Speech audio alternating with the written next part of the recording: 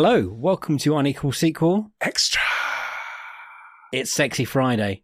It's Sexy Friday. Yes. Are you ready to be sexy, Rich? I don't think I've been sexy since about 2006, and then again, it was only for about 4 minutes. I felt pretty sexy, yeah. Yeah, it's been a while. I felt sexy. But if you're asking if I've seen a lot of oiled up torso, yes, I have. Yes, you have. What a weekend this man has been living. Ladies, he's been living all your dreams, and gents, probably. And anyone. I feel like I'm digging myself a hole here. So I've spent a lot of time with Magic Mike. Magic Mike and the wonderful Channing Tatum. And yeah, man, we're going to review Magic Mike Last Dance, aren't we? We are, yeah, we are. And because I hadn't seen the first two, I've watched all 3 movies in 3 days. That is quite something. So yeah, and it's quite a ride. It is very much a ride. I would say a steep roller coaster of a ride. They're not what you think they're going to be, though, are they? The first one isn't. No, and then I suppose no, you're right. They're not quite. The first one isn't what I expected it to be. The second one is what I expected the first one to be, and I'm not sure about the third one. We're going to talk about the third one. Yeah, because the first one's like I'm going to be snobbish here. I wasn't expecting much from the first Magic Mike. I thought it was just going to be male dancers stripping and dancing and being all sexy, and then surprise, surprise, there's actually a really decent plot in it, and everyone's really good. Yeah, in it. You're right. I it's like a proper movie. I didn't expect a lot from the first one, but actually the first one is heavy on the story and light on the stripping, whereas the second one is a bit heavier on the stripping and a lot lighter on... Yeah, there are, but I'm just saying it's lighter on the stripping, whereas the second one is much heavier on the stripping and a lot lighter on the story. Well, the second one is literally Blues Brothers, but with strippers. It's pretty much what it is. It's a road movie. It's not even that good. It's just a bunch of friends traveling across Florida, I think, to get to Miami. No, final show. Well, they're traveling across the trying to get to Myrtle Beach, aren't they? Which is in Carolina. Oh, I don't know. So they're traveling up. Oh, okay. Yeah. They start in Florida. They start in Florida, yeah. They start in Miami. Okay. So let's just try and get this through. So the first one, there's a stripper called Magic Mike, played by Channing Tatum. Yes. And he is very sexy. And the story isn't really about him. No. I think it's more about the other kid, Adam, isn't it? The kid, yeah. And sort of his kind of, do I want to be a stripper or not kind of conundrum, but also his descent into kind of drink and drugs. It's a harder hitting movie than you'd give it credit for. Absolutely, yeah. It's also like based on Chan's early days as a stripper. So I'm not sure if it all happened or what, but at least he can look at that and that's what happened. I think it kind of hits home to me when they first meet the strippers, and one of them, the older one, the guy who used to be a wrestler, Kevin Nash, he passes out from drinking too much GHB. You know, that's the sort of movie that Magic Mike is. Yeah, like, it's not. It's about a lot of on the surface not very clever Florida fuck boys. Yes, essentially. But Mike wants to have more than being a stripper. He wants to make furniture, basically. He does, yeah. That's his dream. He wants to, the house and the white picket fence and a furniture business, and that's what he wants. And then by the second movie, he's thrown all that in the bin. Yeah. He doesn't want all that. He's got that. He doesn't want it no more. Where does the second film pick up? I think the second film, does it pick up like a year after? Yeah, no, it's a few years after, but he's no longer stripping. He's got his business. He's got his furniture business. He's got the nice house. He's in what we think he's in the relationship, but then we find out that he asked her to marry him, and she said no. And that's the girl from the first one. That's the girl from the first one. That's kid. Cody Horn, and what's her name? Brooke. Cody Horn. Yeah. And then also, who doesn't come out for the second one is Matthew McConaughey's Dallas. Yeah, I think the name's here. Matthew McConaughey's sort of like Fagin for strippers, basically. He's good at it, though. He is good at it. Yeah. Almost their pimp, maybe. I don't know. Yeah, I think more Fagin than pimp potentially. But But there we go. And so the first one was 2000, what, I want to say 11 or 12. 2012, Magic Mike. Magic Mike's XXL, XXL is 2015. Very different movies.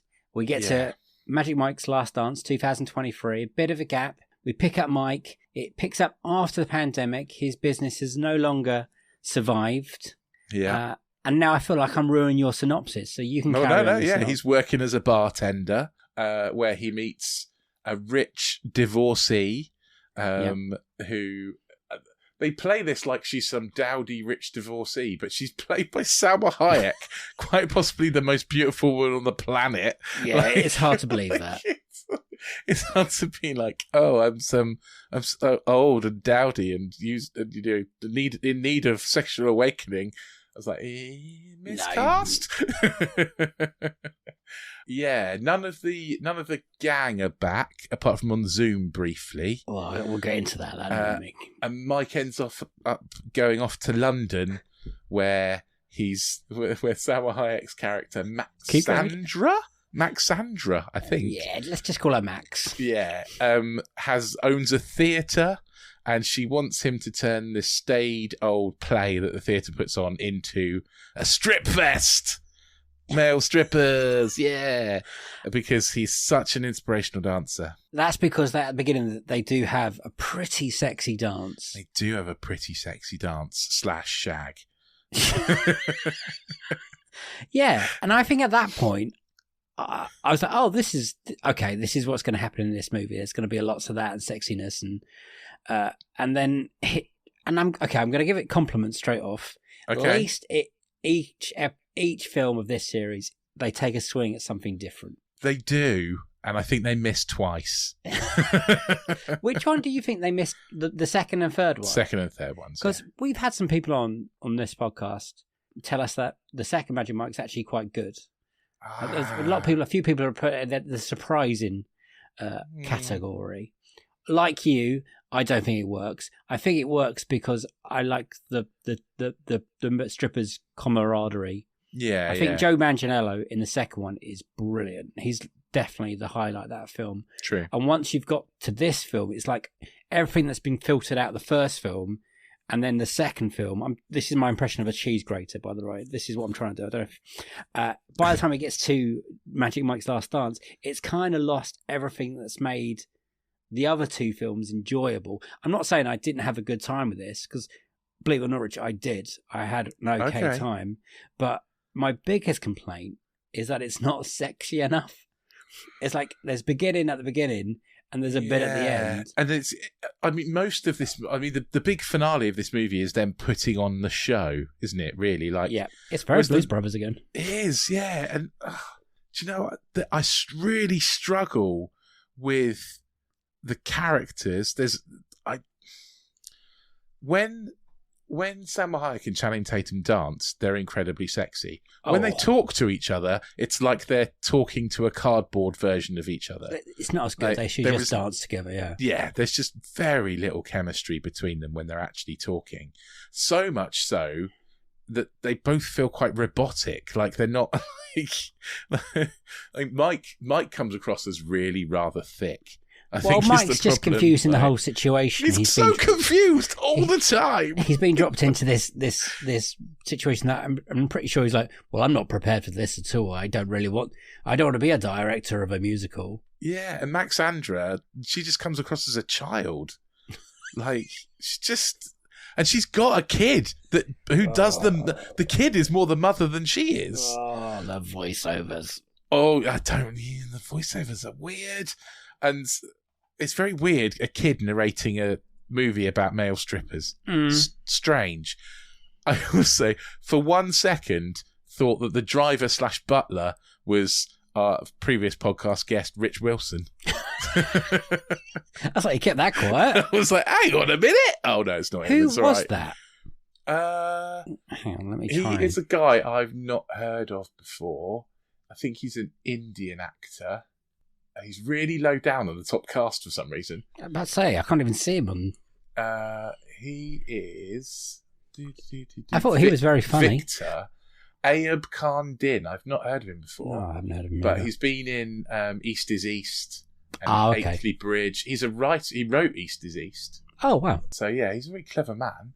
But, yeah, he's been in that. He's been in like lots of UK TV stuff, like Coronation Street and stuff like that. It is a very surprising cast. Our lovely friend Ethan Lawrence is in this. Yeah, not enough Ethan. Not enough Ethan. I cheered when he came on, though. I was like, yes. I think I gave Ethan more of a cheer than some of the sexy dancing. He only gets about 3 lines, and most of them are like, "All right, governor." Oh, it's lovely to see, though. It is lovely to see, but you could do more with him because he's so awesome.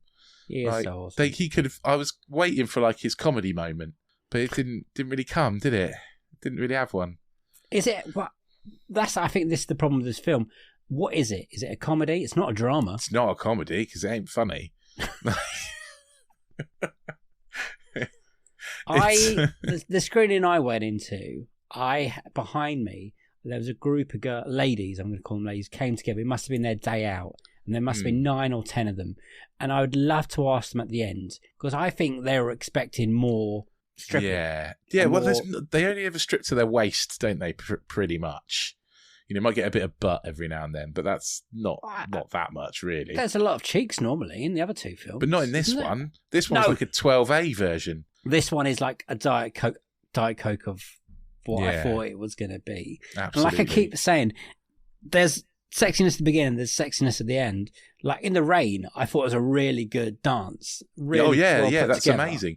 Channing Tatum is an incredible dancer. Did you not know? Yeah, you asked me before, like, is he in Step Up? And yeah. I didn't know. I didn't realise he was a dancer. And he is awesome. Like, don't get me wrong. I just don't get this movie. I don't know. It hasn't got anything that made either of the other 2. The first one, I think, is actually very good. And because it's got that camaraderie, but it's also got a dark side. There's nothing dark in the second one, particularly. There's really nothing really dark in this one. It's just a bit humdrum. Divorce. Yeah, but it's not even that. Played that divorce of a billionaire, essentially. Like, I don't care. But what is the problem with this divorce storyline? It's not the ex-husband that's getting annoyed. It's the ex-husband's mother who's not even in it. Who's the real screen. Bad guy that's off screen for the whole of the movie. Yeah, it's so weird. The ex-husband doesn't really care, to be honest. No. I don't think. He's like, you could do what you want with it. But it's my mother's legacy or something. Yeah. I just don't get it. I don't get anyone's motivation for any of it. And it's meant to be woman empowerment, isn't it? Is it though? Like, I think that's the point of that play they're putting on the end. That's why that woman who's the narrator, not the young girl narrating the film, but the woman narrating the play. No, I get the play is supposed to be about female empowerment, but this movie isn't. This movie comes across as Max Andra needs Mike. You know, like that kind of. They don't empower. No one's empowered in this movie, apart from the butler, maybe. The daughter's writing the book. Yeah.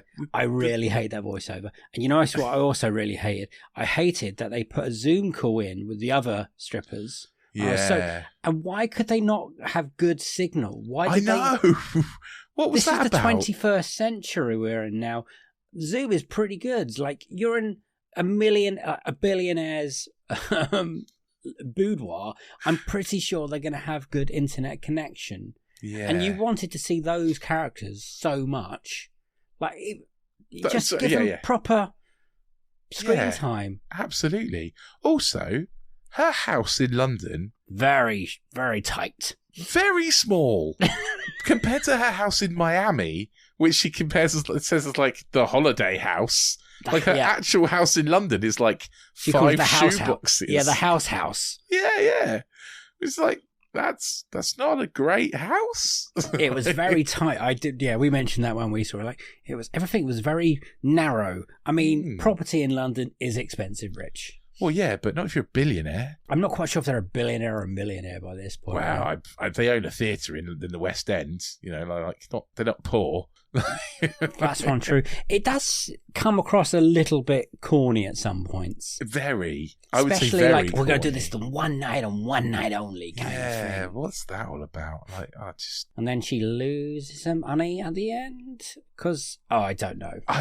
Some sort of clause in the divorce that she doesn't get any money if she puts the family name to shame.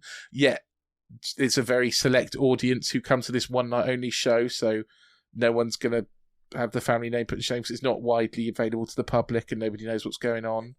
It's just their friends that they've met through this movie. Like, I think the night after they'll go back to the old play. I'm not quite sure. Yeah. Or was this such a success?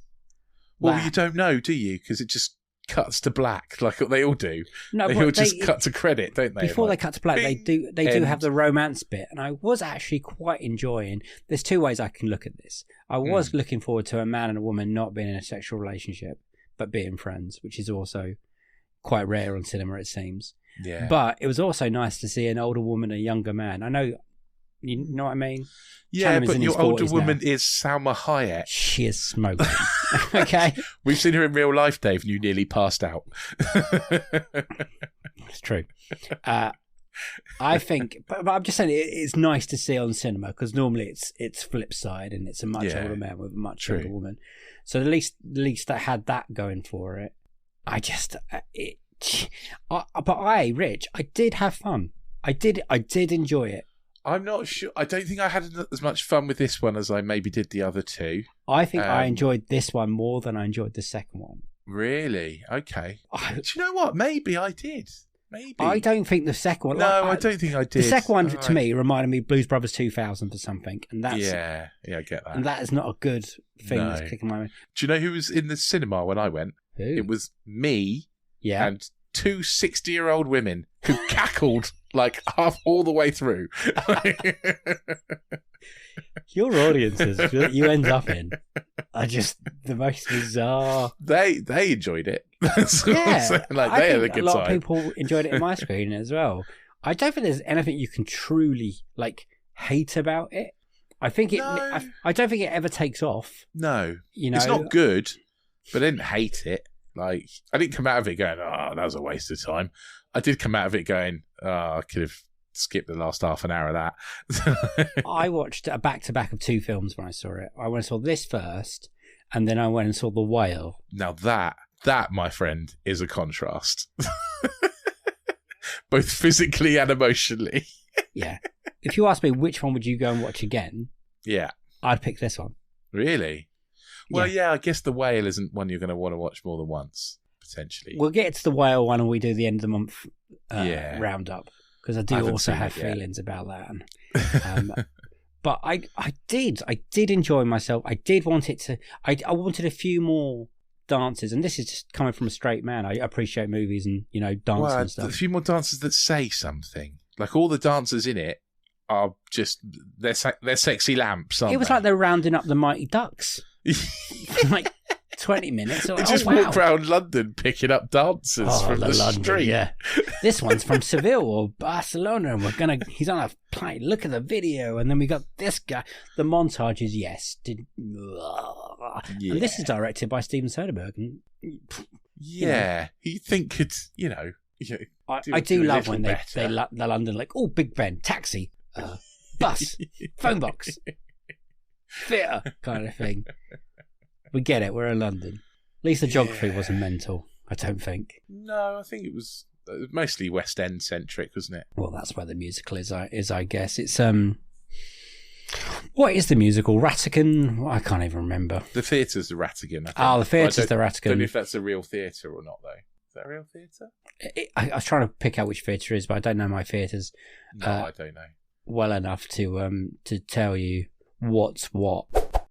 Yeah, I was disappointed we didn't get more of the other strippers. I don't know, or male entertainers. Is that what they like to be called? Male entertainers. Yeah, I think there's a lot of entertaining that males can do. But anyway, so you've done the three very quickly. Yes. I watched one years ago. Hadn't rewatched it. I watched two a couple of weeks ago. Yeah, and I surprised the length of it. To be honest, I think for me it went. It sort of, I'm not sure how to say this verbally rather than just showing you, but it went from quite high on the first one to low and then stayed there. But how low? Yeah, I mean, this is not made for you, is it? These two films, I would say. No, but I think the first one could be. Yeah. Because it's about male friendship and bonding. Well, that's what's so good about the second one as well. That's what I like. I like those people together. Yeah, and when Those people are not in this one. It doesn't have any stakes, though. No, there's it's no like stakes in the Paul Blart Mall Cop 2, where they go into a convention. That's rude. No, I'm not saying it's as bad as that. I'm just saying the premise is like that. They're off to a convention. I don't care. Like, you don't care about a stripper convention. I want to know about you. Like, what's happened to them in that time? What's dragging them down? What's picking them up? Like. And there's probably more story to tell there. And like, if on a third film, but on the third film, they've literally we're just having. Yeah, we're just having Mike, and that's it, and none of the others really. And then the rubbish Zoom call that will never leave my memory of being the most irritating. I was like, why can't they just give them good signal? Like, let's try this again, guys. Is that a stylistic choice, or is that lazy? That's what I wanted to know. What the fuck was that choice? Like, we've only got 10 minutes to do this, or it was an afterthought. Like, I mean, one of them was definitely on the toilet or something. In one of the videos, the Kevin Nash character Tarzan, his was out of sync, and I was like, "Come on, at least fix it in post." It's what's his name, Ken. I'm guessing they call him Ken because he looks like a Ken doll, rather than his name's actually Ken. Like, he gets like more and more annoying through the 3 films. With the hippie stuff, and it's amazing how that the girl. Kim, is it, from the first movie, who's in the sorority house, recognises Mike. I was like, well, that's serendipitous. You don't forget moments like that, Rich. Right? Like, you beat my boyfriend to a pulp and then ran away. Is that what when you were half naked? Yeah, they have a fight. They have a massive fight, don't they? I do not remember that. I just remember the bit they show in the trailer and in the film. So they go to the sorority house dressed as policemen. They do the stripping, but there's all the like frat boys are in the next room, and they start getting the kid gives one of the girls ecstasy, an ecstasy tablet, and then they all kick off, and there's a big fight, and then they run out of there like naked, basically, or so the girl, as naked as they get. The girl remembers, but the man doesn't remember. Yeah. Well, probably I don't know. I think it's a different man. Oh, well, that it almost makes it a legacy sequel, kind of. I mean, almost. I think, again, good on them for taking swings at different things on different films. Yeah. Trying something new. There are some funny moments. I liked the butler dynamic. Again, I felt that was just a bit strange. Like, their interactions didn't seem like... That's a butler's been in the job for too long, and he knows the family so well. I don't think... Is the butler the right word? I don't know. Butler/driver. But I mean, his kind of interactions with Mike, they're not like he's chummy with him and then he's not, and then he's chummy with him and then he's not, and then I don't know, just that all felt a bit off. Yeah, exactly. He did his tie up, and then he slammed his plate of food down and called him a wanker or whatever it was he did. Like I don't know. It's just a bit weird. He didn't do his tie up. They did. He told him to take his tie off because they'd laugh. Oh yes, but he tried to. But I'm pretty sure Channing Tatum, being a male entertainer, would have at least tied one tie at some point in one of his costumes. Of course he would have done. Nice to see Marcus Brigstock in there for a bit as well. Well, that was shocking, wasn't it? That was really cringy, that scene. Like, I'm sorry, it was just, well, not great. Yeah, so you asked me what the drop was. Yeah. I think that'll give away my kind of star rating. I won't ask if it. Did you feel like it simmered along nicely, or was there a big lag in the middle? There was definitely a lag. The montagey moments. There was a lag in the middle where I thought, I can go for a wee now and I'm not going to miss anything, which I did, obviously, because I'm an old man. So. I definitely would have missed anything either. No, I didn't. I'm sure I didn't, because I came back and I was like, oh yeah, still doing that. They're either auditioning on the streets, and then there's a montage of them auditioning in the yeah, giving out business cards, and then there's another montage at the end where it's the montage of the actual show. At no point do any of those people that they give business cards in the street go, nah, that sounds dodgy. Like, a man and a woman have approached me in the street, given me a business card and asked me to get my kit off. They also have no lines. Yeah, none of them. Is that so they can pay them less? They're all mute. I want to know, are they dancers from the Magic Mike show in London? Probably. Yeah, probably. I've heard great things about. Yeah. But that's basically what that last bit was, right? the last half an hour basically the Magic Mike show in London? I'm guessing. Because that's what it seemed like to me. I think so. If we were following Shannon's story about, he once was a stripper, that happened. Yeah, but that was the first movie, and I think the second two are scraping the barrel of some of his stories and stretching the truth. The second one, they're relying a lot on the camaraderie of the team. Yeah. And then Donald Glover. That was the second one. That surprised me. That true. happened. Yeah, Donald Glover's in it. That's more of a Elizabeth Banks turns up. Yeah, she does for 5 minutes. It's not even for long, is she? No. Yeah, there are some good cameos, I suppose. But again, the second one, I don't know. I came out of the second one really disappointed after the first one, I think, is the problem. Which is why it feels a bit lower for me than the third one, because I wasn't expecting much. I think the second one is also for me my least favourite. If anything, it made me angry. The second one is a little bit pointless. A lot of it. Yeah, well, the third one's a little bit. No, pointless. At least the third one that you're trying to get. The plot of the film is they're going to put on a show at the end of it. Yeah, and everything. But why? I don't know about that, but everything that they do does go towards that. If that makes sense. In the second one, a lot of stuff they do doesn't really detour the storyline, but in this one, at least all lanes go to the show at the end. I suppose. But when you see comedy things of actors going, yeah, but what's my motivation? I was thinking that all the way through. But what is this character's motivation? What, Mike's? All of them. It's what is your driving force here? To put on the best show they can. Empowerment. But Mike wasn't interested in that. Mike he didn't have a suddenly job. becomes interested in it. We did. He's bartending and stuff, and he said he doesn't want to be a stripper anymore. He doesn't want to do that stuff. And then, and he wants to make furniture. Why didn't she go, I'll tell you what, I'll rent you a warehouse and you can come to London and make your furniture? Because if he really wants to be a furniture... She saw him dance and that inspired her. But then isn't that pushing someone to do something they don't want to do? No, he says, I don't want to be a stripper anymore. Yeah, but it's not stripping, is it? It's male entertainment. It's a different form. Right? Regardless, he says he doesn't want to do it anymore. I feel like we should stop calling them strippers because that's demeaning to their job. It's like the monkey ape thing. Either way, he says he doesn't want to be a male entertainer. Yes. And yet, she kind of pulls him into being a male entertainer. But the point is to make lots of women feel what she felt in that one dance. And the only person that can give that is the person that gave the one dance to make the big show, I guess. Maybe. I still don't get that from the movie. Rich, it's a great show. He did a great job. And he does dance at the end. Spoilers, everyone. Sorry. But there's not a lot to spoil in this movie. There's no surprises. Is it a spoiler to say Channing Tatum does a dance? It's on the front poster. Come on. It's on the poster. It's in the trailer. That's nothing. There's no surprises in this film. Again with the female empowerment thing, though. Okay. There's another dancer there who doesn't even have a character name, let alone doesn't say anything. The ballet dancer at the end. The ballerina. That's all she's called in the credits. We need a ballerina and I need a plumber. Yeah, doesn't even have a name. So, but, gets her kit off, essentially. It's a great dance. It is a great dance. Not going to lie. Everyone has a great time.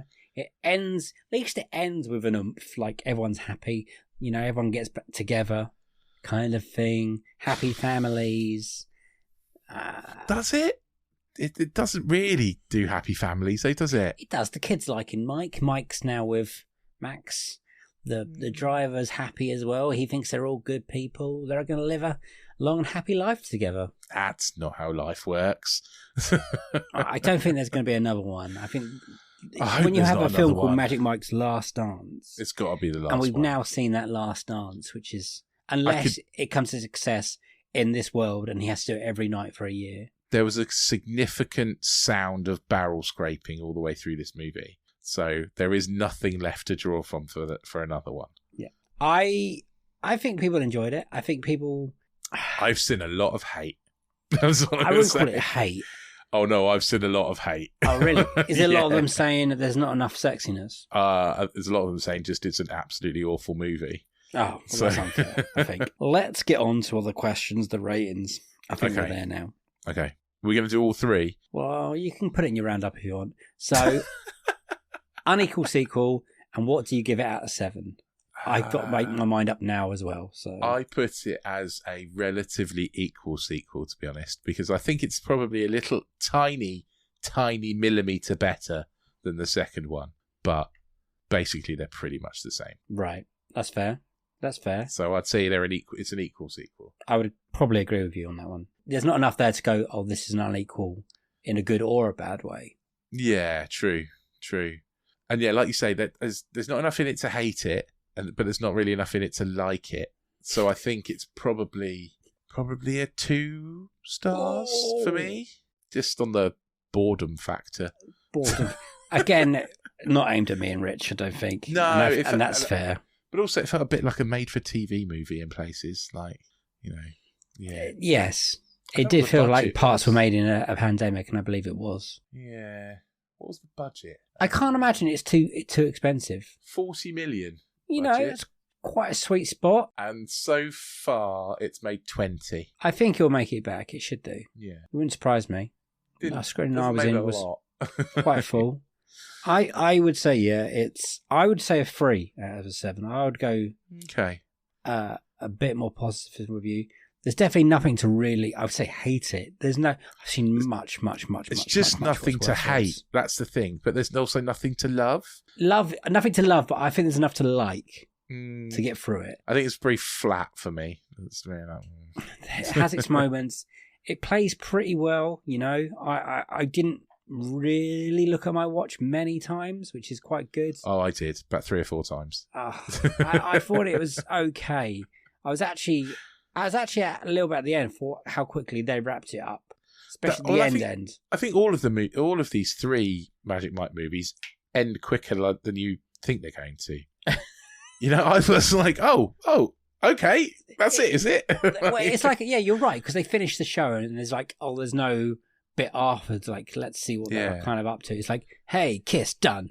Yeah, it's almost like a sports movie where they kind of like. They got the cup. Yay! Freeze frame. Yeah. Yeah, you're 100% correct there. So we both think it's an equal sequel. We don't think it's very good. A success. We don't think it's very good, but we also don't think it's very bad. It's not Halloween Ends. No. Which made us cross. It doesn't make me cross. It doesn't make me cross. It doesn't make me cross either. And I didn't come out of it going, well, that was a massive waste of time. I came out of it going, or did I? That was a couple of hours of fine. Me and the wife had a very nice time. She also wanted a bit more sexiness from Channing Tatum. We did miss a trick a little bit. We could have got our wives to go and watch it and get them to do the review. That would have been funny. Get them on the podcast instead. She's much better at talking about films than me anyway, so or just talking. Yeah, probably right. I'd love to ask that group of women behind me what they thought at the end. Yeah, you should have done, Dave. Should have a little focus group. Yeah, what did you think, and what did you want more of? And they'll probably say Channing Tatum's chest. Yeah, well, not even just that. I think just a bit more sexiness. I think is the. A bit more chemistry. Very sexy at the start. I definitely wanted more chemistry. Absolutely. I wanted some, more recognition that Salma Hayek is not a dowdy housewife. And, I don't know. I want a Woody, Ethan Lawrence spin-off of his adventures in the putting the show on every night. Oh, hell yeah. That's what I want. You're right. He was the stage manager, wasn't he? Stage manager, yeah. And there's some really nice bits with him and Channing Tatum having a lovely time and laughing and stuff. But that must be great. I mean, that seemed like just the whole point of his character, though, right? Like, didn't really have any other impact. He was just there impact. to assist. Yeah, just say, "All right, Gov." But I think they just could have done so much more with him. I found that was a bit annoying, actually. Well, I think that's annoying. We know how good. We know how good Ethan is, and we like him. And I feel like they wasted him a little bit. He could do more than that. He's better than that. Let's just wait until the next series of horrible histories, and we can. Yeah. I'm in.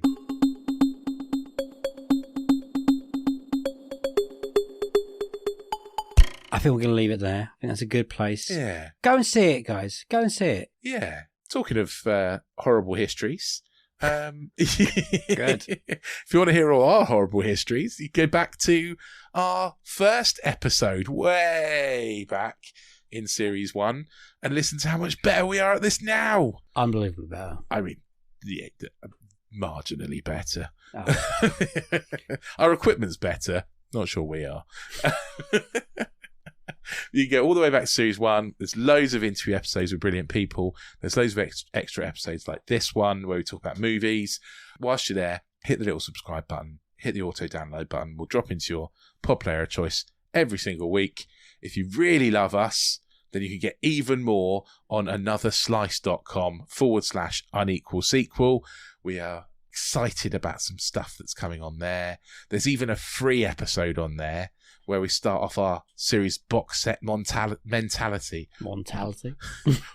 Back set mentality. Box set mentality. And we're kicking off with the Planet of the Apes franchise. So we watched the first Planet of the Apes movie.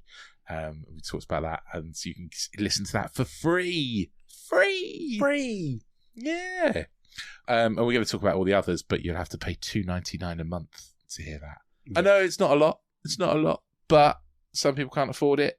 So if you do want to support us, we know times are tough and all that, then just give us a little like, give us a heart, write us out a review. We've had some lovely reviews recently. Thank you very much for those. And any comments you want to give us, we're on social media. We are at Unequal Sequel on Twitter.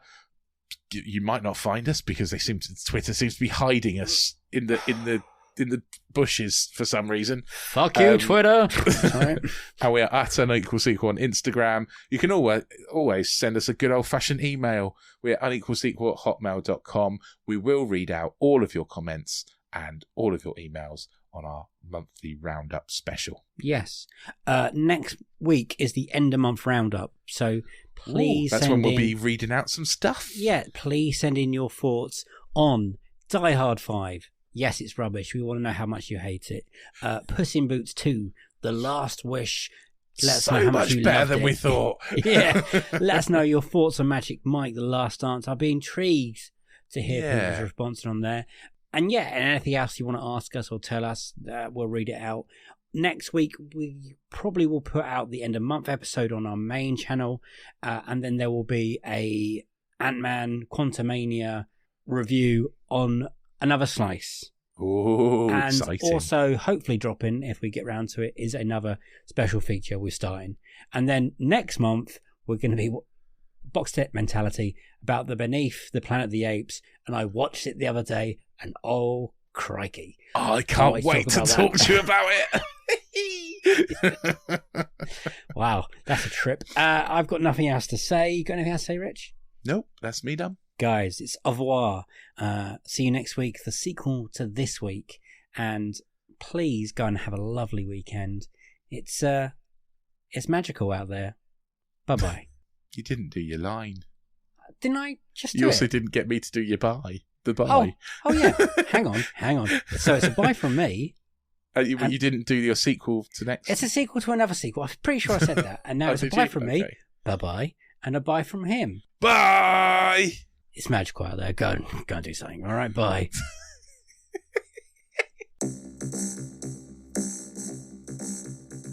How did I forget the buys? I don't know, mate.